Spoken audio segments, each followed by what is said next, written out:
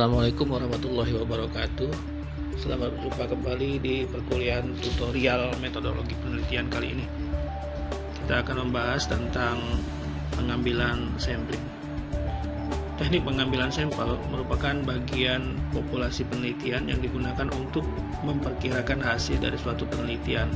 Sedangkan teknik sampling adalah bagian dari metodologi statistika yang berkaitan dengan cara pengambilan sampel. Tujuan pengambilan sampel adalah populasi yang terlalu banyak, jangkauan terlalu luas sehingga tidak memungkinkan dilakukan pengambilan data pada seluruh populasi. Keterbatasan tenaga, waktu, dan biaya. Adanya asumsi bahwa seluruh populasi seragam sehingga diwakili oleh sampel. Tahapan pengambilan sampel diantaranya: 1. Mendefinisikan populasi yang diamati. 2. Menentukan kerangka sampel dan kumpulkan semua peristiwa yang mungkin. 3. Menentukan teknik atau metode sampling yang tepat. 4. Melakukan pengambilan sampel atau pengumpulan data. Dan kelima adalah melakukan pemeriksaan ulang pada proses sampling. Pengambilan sampel ada bermacam-macam jenisnya. Secara garis besar, metode pengambilan sampel terdiri dari dua kelas besar, yaitu yang pertama adalah probability sampling atau random sampling, yang kedua adalah non-probability sampling atau non-random sampling. Kedua jenis tersebut terdiri dari pengambilan secara acak dan pengambilan sampel yang tidak acak. Kedua jenis ini juga memiliki sub-sub lain, yang diantaranya misalnya purposive sampling, snowball sampling, cluster sampling, dan lain sebagainya. Probability sampling adalah metode pengambilan secara random atau acak. Dengan cara pengambilan sampel ini, seluruh anggota populasi diasumsikan memiliki kesempatan yang sama untuk terpilih menjadi sampel penelitian. Metode ini terbagi menjadi beberapa jenis yang lebih spesifik, antara lain simple random sampling atau pengambilan sampel acak sederhana. Pengambilan sampel acak sederhana merupakan teknik penarikan sampel yang menggunakan cara memberikan kesempatan yang sama bagi setiap anggota populasi untuk menjadi sampel penelitian. Cara pengambilannya biasanya menggunakan nomor undian. Ada dua pendapat mengenai metode pengambilan sampel ini. Yang pertama menyatakan bahwa setiap nomor yang terpilih harus dikembalikan lagi, sehingga setiap sampel memiliki presentasi kesempatan yang sama. Pendapat kedua, tidak diperlukan pengembalian pada pengambilan sampel menggunakan metode ini. Namun, metode yang paling sering digunakan adalah simple random sampling dengan pengembalian. Kelebihan dari metode ini yaitu dapat mengurangi bias dan dapat mengetahui standar error penelitian. Sementara kekurangannya, tidak adanya jaminan bahwa sampel yang terpilih benar-benar dapat merepresentasikan populasi yang dimaksud. Yang kedua adalah pengambilan sampel acak sistematis atau systematic random sampling. Random sampling ini menggunakan interval dalam memilih sampel penelitian.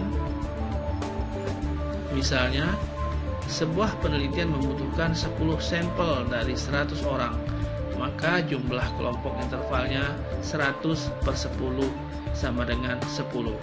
Selanjutnya, responden dibagi ke dalam masing-masing kelompok, lalu diambil secara acak tiap kelompok. Yang ketiga, sampel acak berstrata atau stratified random sampling. Metode pengambilan acak berstrata mengambil sampel berdasarkan tingkatan tertentu.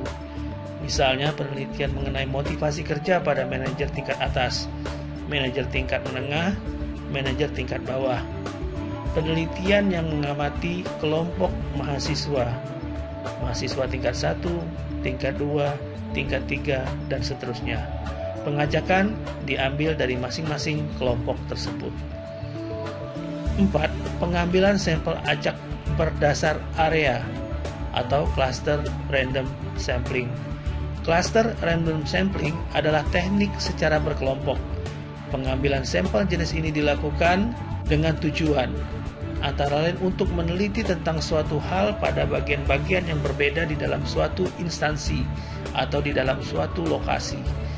Misalnya penelitian tentang kepuasan pasien di ruang rawat inap, ruang IGD, ruang poli, dan sebagainya. Yang kelima, teknik pengambilan sampel acak bertingkat atau multi-stage sampling. Proses pengambilan sampel jenis ini dilakukan secara bertingkat, baik itu bertingkat 2, 3, atau lebih. Misalnya, kecamatan, kelurahan, RT, RW, desa, dan seterusnya. Untuk non-probability sampling atau non-random sampling terdiri dari 1. Purposive sampling. Purposive sampling adalah teknik sampling yang cukup sering digunakan. Metode ini menggunakan kriteria yang telah dipilih oleh peneliti dalam memilih sampel. Kriteria pemilihan sampel terbagi menjadi kriteria inklusi dan eksklusi.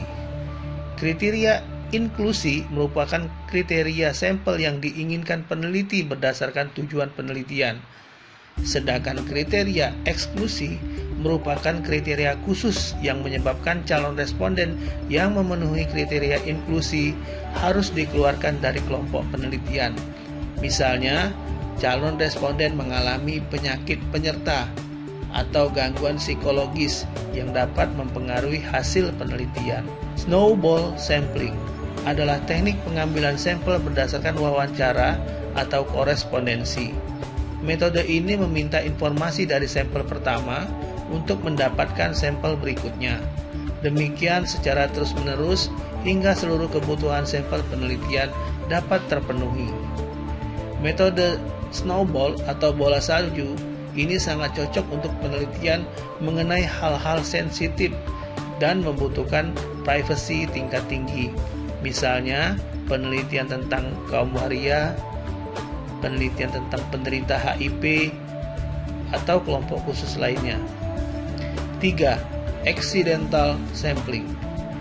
Metode penentuan tanpa sengaja atau accidental ini, peneliti mengambil sampel yang kebetulan ditemuinya pada saat itu.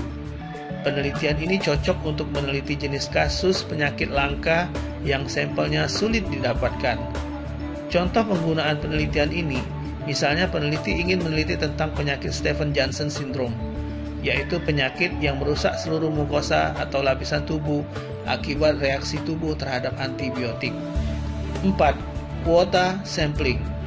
Metode pengambilan sampel ini mengambil jumlah sampel sebanyak jumlah yang telah ditentukan oleh peneliti. Kelebihan metode ini yaitu praktis karena sampel penelitian sudah diketahui sebelumnya. Sedangkan kekurangannya yaitu bias penelitian cukup tinggi jika menggunakan metode ini. Teknik pengambilan sampel dengan cara ini biasanya digunakan pada penelitian yang memiliki jumlah sampel terbatas. Misalnya, penelitian pada pasien lupus atau penderita penyakit tertentu. Dalam suatu area terdapat 10 penderita lupus, maka populasi tersebut dijadikan sampel.